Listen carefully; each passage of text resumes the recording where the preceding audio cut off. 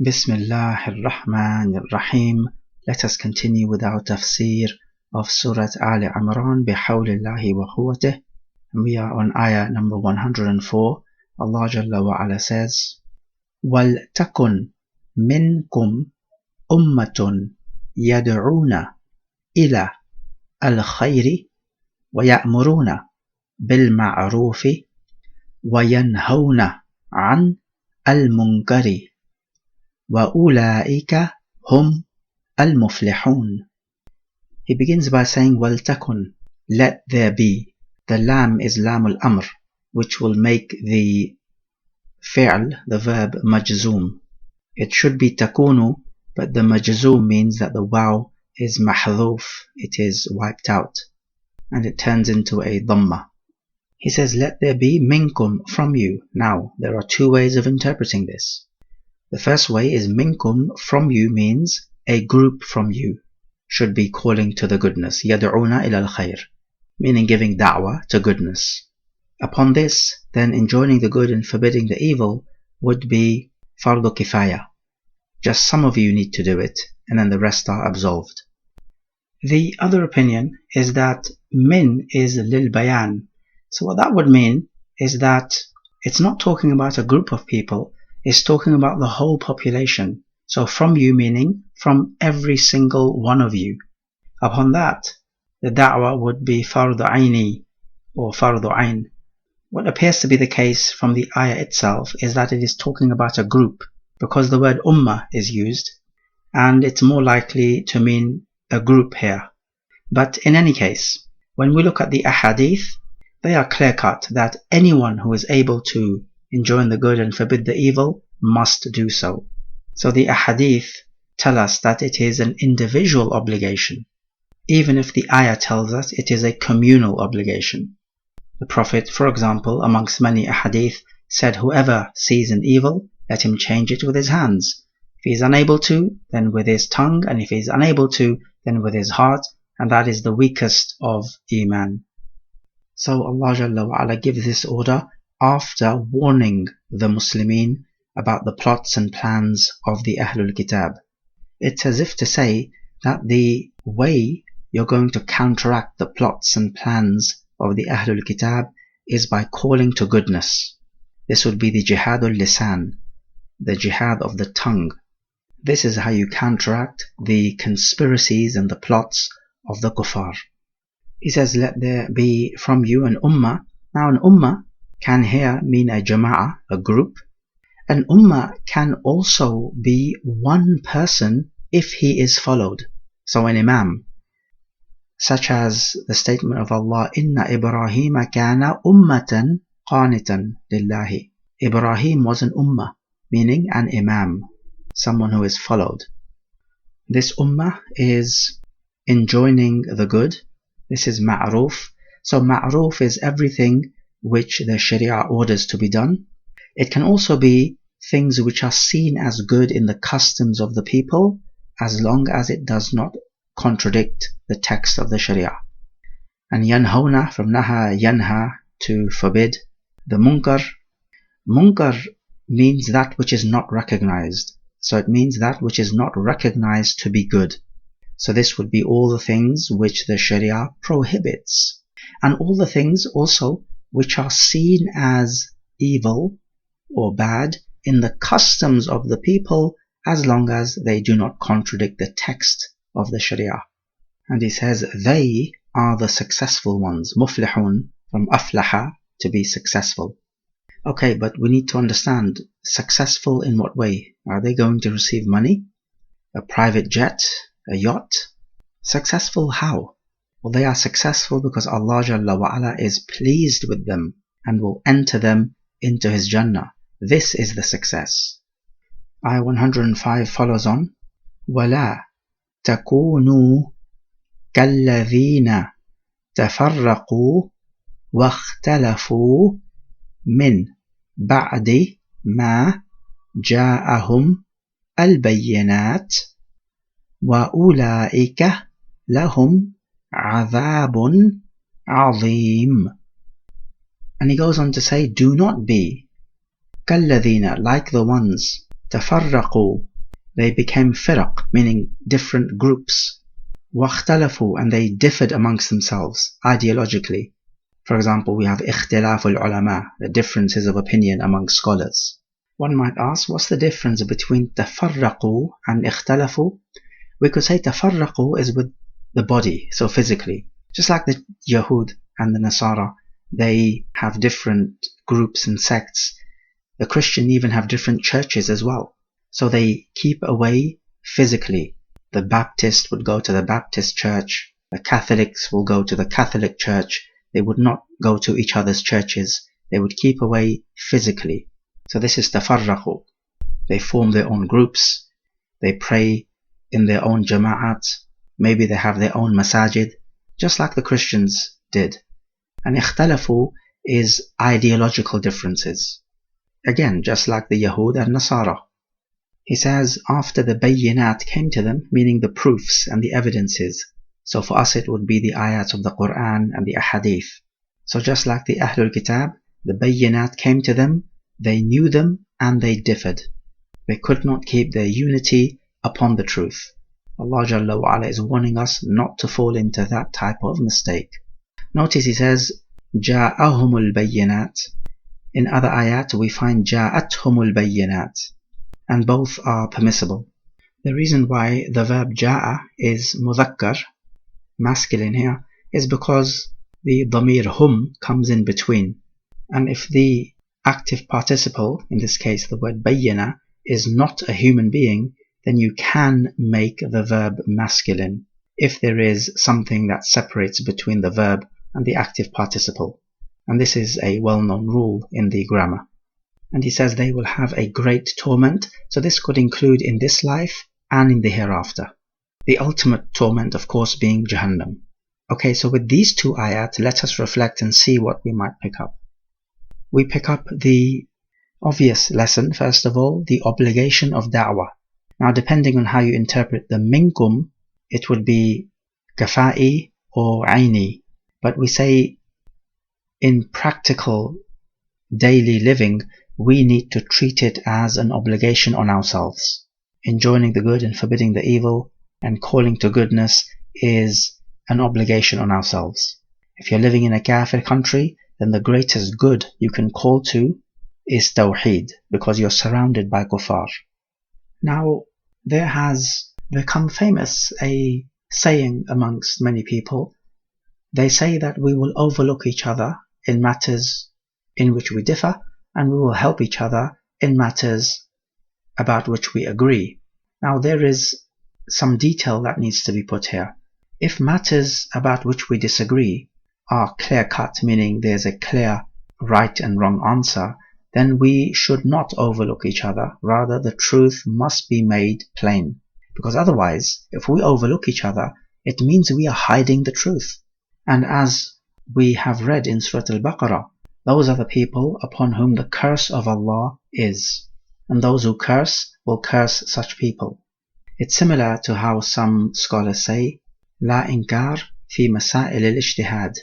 You should not reject somebody in matters of ijtihad. We say this is not true in the absolute sense. Rather, if there is an ijtihadi matter, then either the truth is clear or it is not clear. If the truth is clear, and one of the scholars through his ijtihad has definitely arrived at the wrong answer, and this is clear for us to see using the evidence, then we do make inkar on such an opinion. Not the scholar, but the opinion itself. Remember, you play the ball, you do not play the man. But if the ijtihadi matter is one in which the truth is not so clear, where the matter is debatable and it could swing either way, then yes, we hold back on making inkar, because for all we know, that scholar might be correct and we may be wrong. So the matter is much more of a grey area, so yes, we will hold back in making inkar or rejection. And as for what they say that we will help each other in matters in which we agree, then again, this is not true in the absolute sense. What if we agree on something which is falsehood? Do we help each other then? The answer is no. We only help each other in matters which are truthful and in accordance with the deen. It needs to be known that enjoining the good and forbidding the evil must be on the condition that you have knowledge, both the Shar'i ruling and knowledge that a sin has been committed. You've got to make sure of these things. Enjoining the good and forbidding the evil cannot be done except with knowledge. Otherwise, you become a liability rather than an asset. You can end up making matters worse if you do not have knowledge. So this is a condition. From this condition, we can take that you seek knowledge.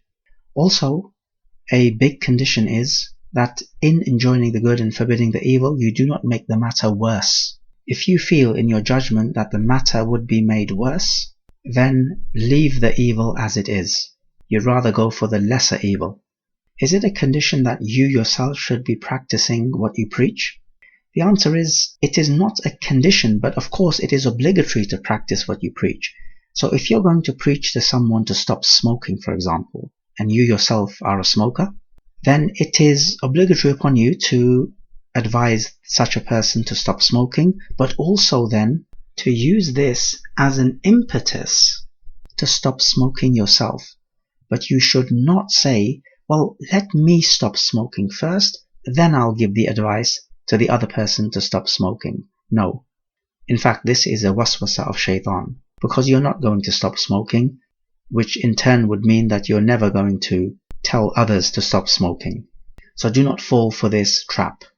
In addition to the conditions, we also have some etiquettes, the most important of which is to be gentle in your actions, because otherwise people may see you stepping on their ego and they take offense. And from the most important etiquettes is to be patient, because some people, no matter how gentle you are, may lash out against you or be offensive to you. So you have to be patient and forbearing and do not become aggressive yourself. Always maintain a professional attitude and demeanor. As for the evidence in the hadith about enjoining the good and forbidding the evil, then there are many, such as, for example, the Prophet ﷺ saying, أفضل الجهاد كلمة عدل عند سلطان جائر. The best of jihad is to speak a word of justice to an oppressive ruler. In English, they say speaking truth to power.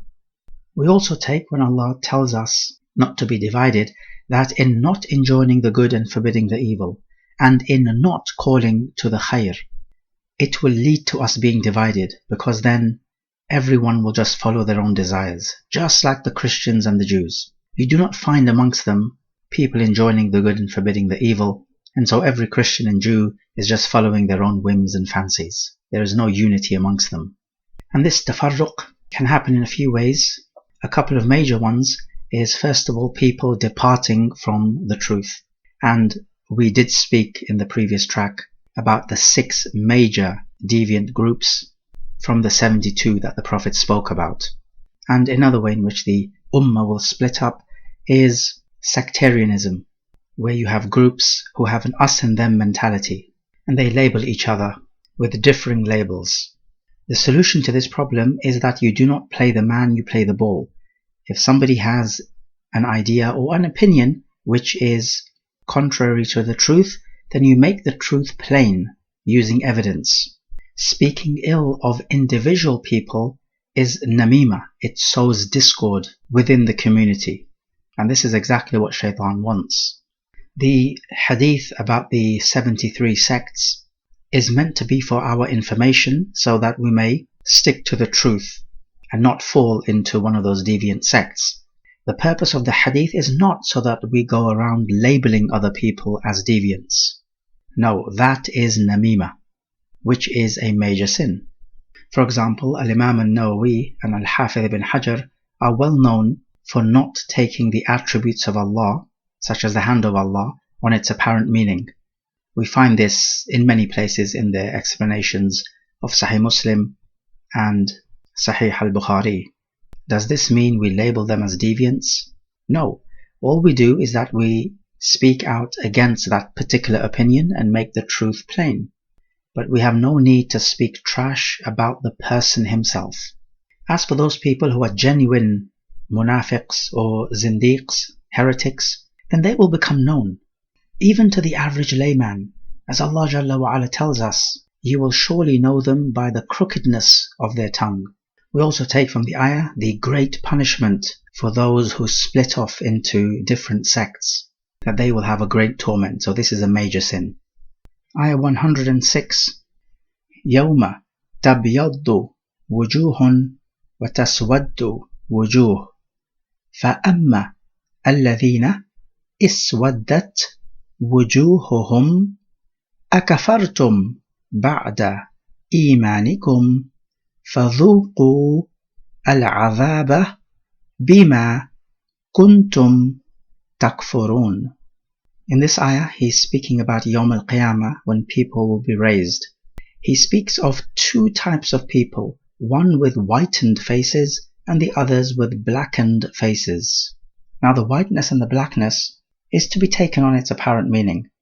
It's just that some have said, well, the white face simply means they will be elated and happy, and the black face simply means they will be in grief and sorrow. But this is stretching the ayah a bit too far. We take the ayah on its apparent meaning. Even in this world, when you are happy, your texture changes, and when you are sad or in grief, again your color changes. This is in this world. So how about in the hereafter, when these changes will be ever more pronounced? So when the mu'min, the believer, hears of the good news, they will be elated and happy, and the color will change to a bright white color. And the opposite will be the case for the kafir. Now he begins with the people whose faces will turn black.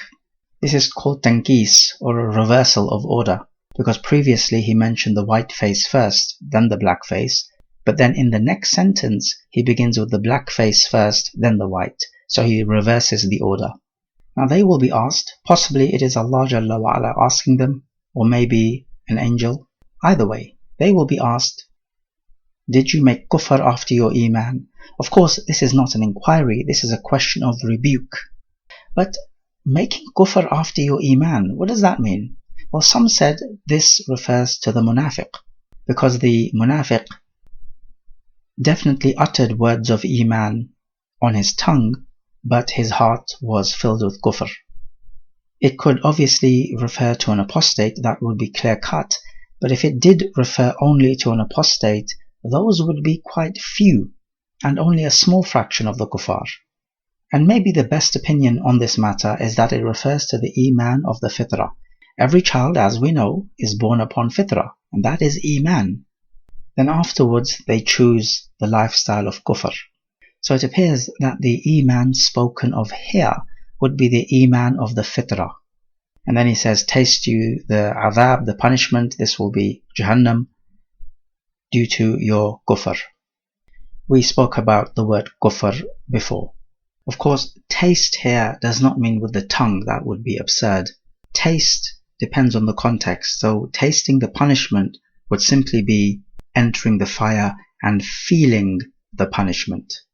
So, reflecting on this ayah, we take that there is going to be a Yawm al-Qiyamah, a day of resurrection. We find ultimately people are just of two camps, there is no third. Mu'min and kafir. The mu'minun will have bright white faces, reminiscent to the full moon, as the Prophet told us in one hadith.